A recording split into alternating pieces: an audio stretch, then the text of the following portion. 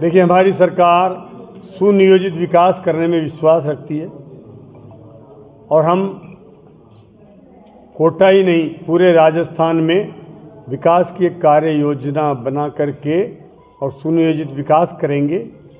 और निश्चित रूप से अगर पूर्ववर्ती सरकार के समय कोई भ्रष्टाचार हुआ है तो उसकी जांचें तो होनी ही होनी है और दोषी पाए जाएंगे तो उन पर कार्रवाई भी होनी है। इसलिए हम कोई भी काम हो, किसी भी विभाग का काम हो, भ्रष्टाचार इस सरकार में बिल्कुल भी बर्दाश्त नहीं होगा। ये हमारी पहली प्राथमिकता है। आपकी 100 दिन की गारंटी है। आपके 100 मोदी जी क्या आपकी सरकार रिवर फंड की जांच भी करेगी नहीं करेगी?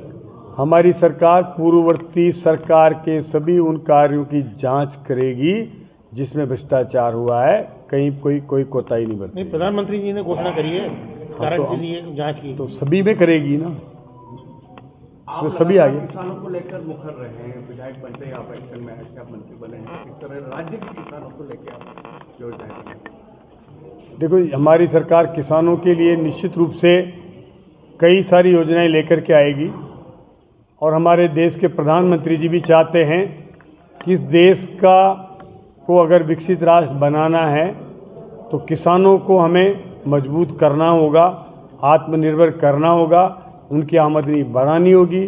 उस ओर निरंतर प्रयास हो रहे हैं और निश्चित रूप से आप देखेंगे कि जब से केंद्र में नरेंद्र मोदी जी की सरकार बनी है 2014 से और आज तक इन 10 सालों में किसान के पास आमदनी बढ़ी है और वो निरंतर इस ओर प्रयासरत है, चाहे वो समर्थन मूल्य के माध्यम से हो, चाहे वो किसानों को सुविधाएं देने के लिए हो, किसान सम्मान निधि के माध्यम से हो, या किसानों के लिए इस 10 सालों के कार्यकाल में न खाद का कोई दाम बढ़ा, न कोई पेस्टिसाइड का दाम बढ़ा। खाद के मामले में एक खाद का यूरिया का कट्टा जो लगभग 2700 रुपये में आता है, हमारी सरकार उसको 270 रुपये में उपलब्ध करा रही है।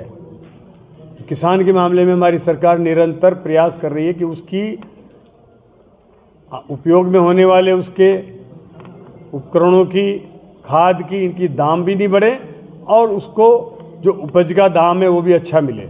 और कई नई योजनाओं के माध्यम से किसान एक नए प्रयोग करके और किसान भी निश्चित रूप से एक नवाचार करे और उसके माध्यम से अपनी आमदनी बढ़ाने का काम करे। आपने देखा कोटा में होकर के जब दिल्ली मुंबई एक्सप्रेस वे गुजरा है, इसका बहुत बड़ा लाभ हमारे किसानों को आने वाले समय में होने वाला है। यहाँ से कोटा से कोई भी फ्रेश सब्जी उत्पादन करता है, फ्रेश फल उत्पादन करता है, वो 4 से 6 घंटे में दिल्ली पहुँचा सकता है, 10 घंटे में 12 घंटे में वो मुंबई पहुँचा सकता है। ऐसा परिवहन कोटा में मिलेगा तो यहाँ की किसानों के लिए एक नई योजना, नया आविष्कार होगा कि उसको ऐसे उपयोग में, ऐसे वो हॉर्टिकल्चर के, फ्लोरिकल्चर के, या मतलब वो ऐसे मतलब सब्जियां और नवाचार करके और अपनी आमदनी बढ़ाए। एज मंत्री के उसमें आपकी क्या प्राथमिकता रहेगी? 100 दिन का आपने कोई कार्य एजेंडा बनाया हो ऐसा कि हाड़ौती को लेकर, आपकी विधानसभा को लेकर और प्रदेश को लेकर?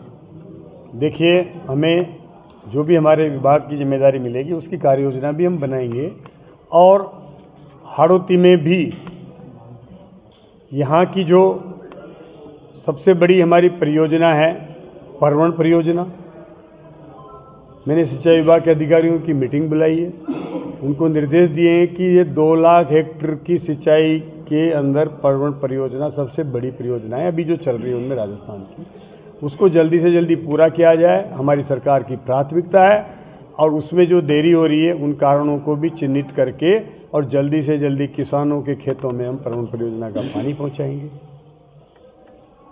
कांग्रेस ने काली सिंध परियोजना को रोकने का काम किया, उस काली सिंध परियोजना से भी लगभग 20,000 हेक्टेयर की सिंचाई होगी, उसको भी आने वाले समय में आप ज़मीन पर उतरता देखेंगे कि जो हमारा यहाँ का झालावाड़ में भंवरासा डैम है उसकी केवल ऊंचाई बढ़ानी है, लेकिन उसकी परियोजना की फाइलें घूमती रह रही है उसको भी स्वीकृत करा करके और 20,000 हेक्टेयर की ज़मीन का रकबा हमारे किसानों के लिए बढ़ेगा। आने वाले समय में वो भी आपको देखने को मिलेगा। तो ये योजनाएं तो बनेगी। उसके अलावा ये आपकी प्राथमिकता में है? हाँ, प्राथमिकता में है। सिंचाई परियोजना किसानों के लिए सबसे बड़ी अहम भूमिका निभाती है।